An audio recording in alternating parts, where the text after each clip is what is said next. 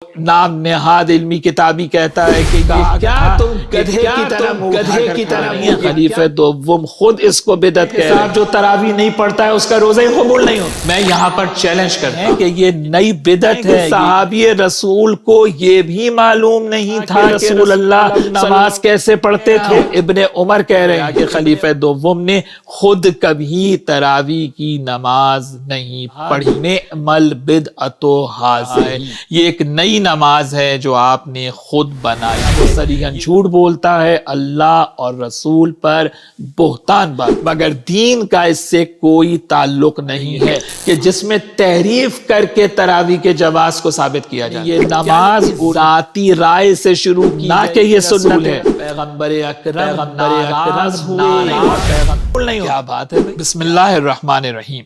سوال یہ پوچھا گیا ہے کہ شیعہ ماہ رمضان المبارک میں تراویح کیوں نہیں پڑھتے؟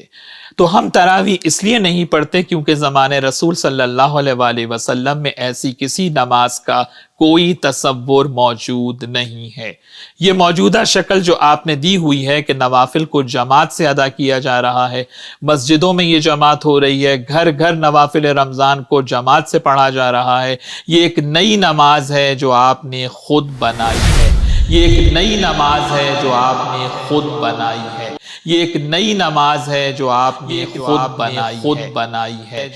میں یہاں پر چیلنج کرتا ہوں کہ کسی ایک حدیث پیغمبر صلی اللہ علیہ وآلہ وسلم سے کوئی یہ ثابت کر دے کہ رسول اللہ صلی اللہ علیہ وآلہ وسلم نے رمضان المبارک یا غیر رمضان میں نوافل کا جماعت سے اہتمام کرایا ہو۔ کسی ایک حدیث پیغمبر سے کوئی یہ ثابت کر دے کہ رسول اللہ صلی اللہ علیہ وسلم رمضان المبارک یا غیر رمضان میں نوافل کا جماعت سے اہتمام کرایا ہو۔ نوافل کو انفرادی طور پر انجام دینا بہت ثواب اور فضیلت رکھتا ہے، جب انہی نوافل کو جماعت سے ادا کیا جائے تو وہ بدعت کہلاتا ہے۔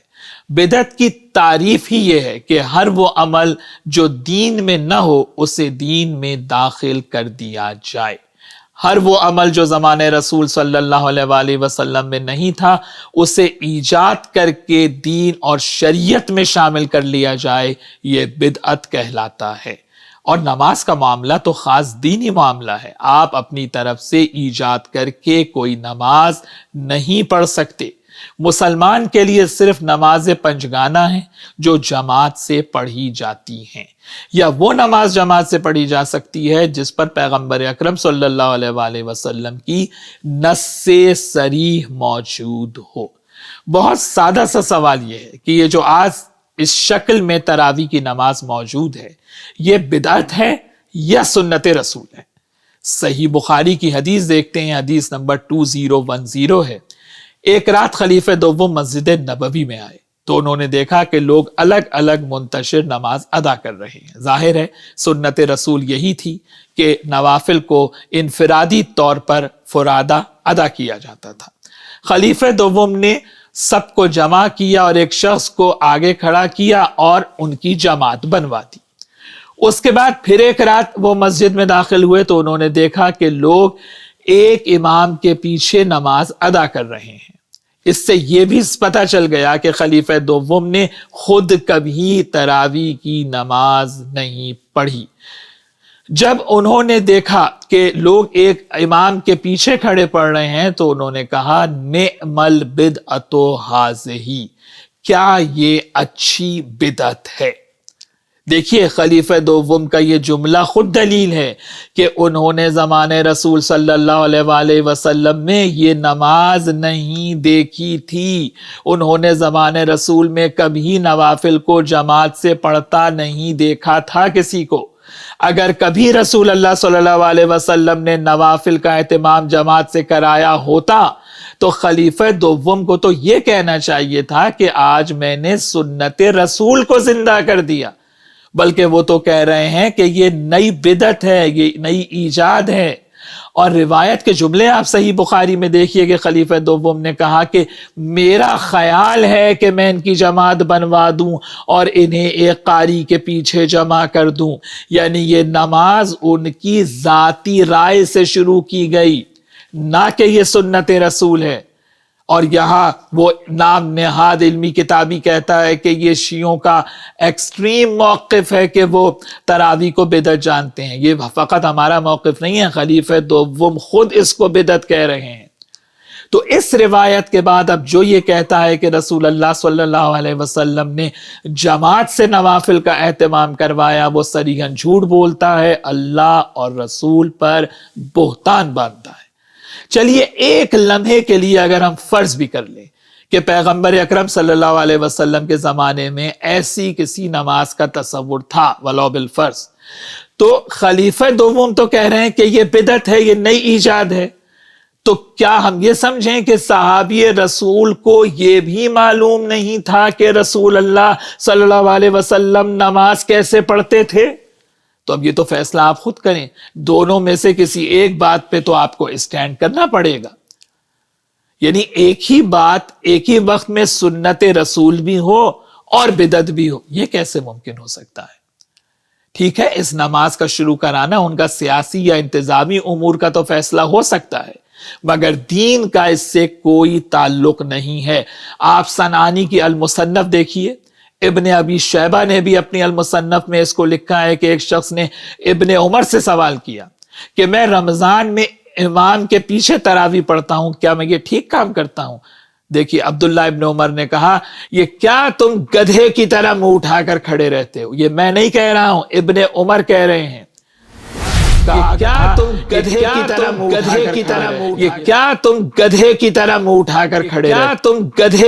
منہ اٹھا کر کھڑے رہتے ہو؟ یہ میں نہیں کہہ رہا ہوں، ابن عمر کہہ رہے ہیں. کہا اگر تمہیں قرآن پڑھنا آتا ہے جاؤ گھر میں جا کر نماز پڑھو.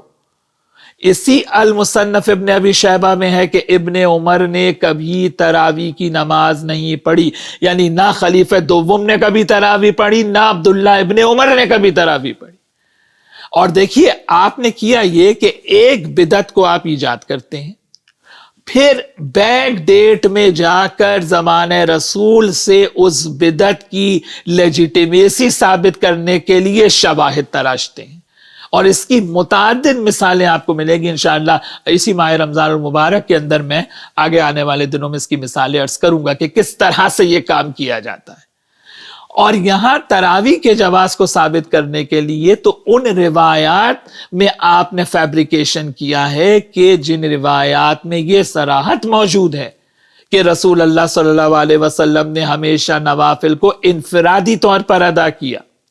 دیکھیے یہی ہے نا وہ صحیح بخاری کی روایت سامنے آپ کو نظر آ رہی ہے کہ جس میں تحریف کر کے تراویح کے جواز کو ثابت کیا جاتا ہے. کیا لکھا ہے اس روایت کے اندر کہ رسول اللہ صلی اللہ علیہ وسلم نے ایک حجرہ بنوایا تھا، وہاں وہ فرادہ نماز شب تہجد کی نماز ادا کیا کرتے تھے. اگر رسول اللہ صلی اللہ علیہ وسلم نوافل شب کے لیے جماعت کا اہتمام کرانا چاہتے تھے تو آپ مسجد کے مصلی پہ تشریف لاتے اور سب کو وہاں پر اعلان کر کے جمع کرتے. رسول اللہ صلی اللہ علیہ وسلم تو تنہا حجرے میں عبادت کر رہے ہیں، یہاں پر کوئی جماعت کے اہتمام کا تصور نہیں ہے. یعنی رسول اللہ صلی اللہ علیہ وسلم اپنے حجرے میں نماز پڑھ رہے ہیں اور بعض لوگ مسجد نبوی میں نوافل ادا کر رہے ہیں. بھائی رسول بھی نماز پڑھ رہے ہیں حجرے میں فرادہ، بعض افراد مسجد نبوی نماز ادا کر رہے ہیں. اس میں کہاں لکھا ہے کہ رسول نے کوئی تراویح جیسی نماز کا جماعت سے اہتمام کروایا؟ یہ ہے بیک ڈیٹ میں جا کے روایات میں تحریف کرنا.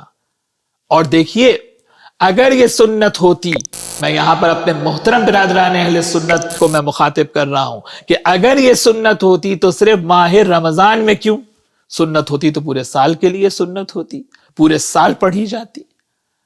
اور دیکھیں اسی صحیح بخاری کی اسی روایت میں موجود ہے، آپ کے علماء باتیں نہیں بتاتے آپ کو کہ جب رسول اللہ صلی اللہ علیہ وسلم کو یہ اندازہ ہوا کہ لوگ نوافل جماعت سے پڑھنا چاہتے ہیں تو آپ صلی اللہ علیہ وسلم نے انہیں منع فرمایا اور پیغمبر اکرم ناراض ہوئے. پیغمبر اکرم ناراض ہوئے. یعنی جس عمل سے پیغمبر ناراض ہو جائے، ایک تو وہ کام آپ خود رمضان المبارک میں انجام دے رہے ہیں اور اس پر دھونس یہ ہے کہ صاحب جو تراویح نہیں پڑھتا ہے اس کا روزہ ہی قبول نہیں ہوتا. ایک تو وہ کام آپ خود رمضان مبارک میں انجام دے رہے ہیں اور اس پر دھونس یہ ہے کہ صاحب جو تراویح نہیں پڑھتا ہے اس کا روزہ ہی قبول نہیں ہوتا. کیا بات ہے بھائی, کیا بات ہے بھائی. اور پیغمبر اکرم ناراض ہوئے اور ان سے فرمایا آپ نے کہ جاؤ جا کے اپنے گھروں میں جا کے نوافل ادا کرو. یعنی پیغمبر کہہ رہے ہیں کہ گھر میں جا کے نوافل ادا کرو, آپ جماعت کے ساتھ مسجد میں پڑھ رہے ہیں. تو بھائی دین میں کسی بھی انوویشن کی کوئی گنجائش نہیں ہے. تراویح آج جس شکل میں یہ نماز رائج ہے ایسی کسی نماز کا دین میں کوئی تصور موجود نہیں ہے. والسلام علیکم ورحمۃ اللہ وبرکاتہ. اللهم صل على